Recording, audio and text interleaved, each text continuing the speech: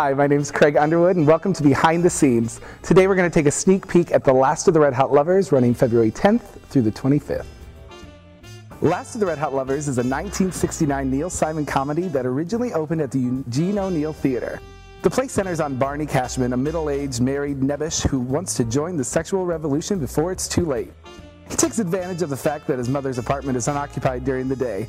Each of the three acts sees Barney bring a different woman to the apartment. A gentle soul with no experience in adultery, he fails at each of three seductions. A sexpot who likes cigarettes, whiskey, and other women's husbands. An actress friend who he discovers is madder than a hatter. And his wife's best friend, a staunch moralist. The Last of the Red Hot Lovers opens at Muncie Civic Theater on Friday, February 10th and runs through February 25th. You can purchase tickets online at munciecivic.org or by calling 288-PLAY. See you at the theater.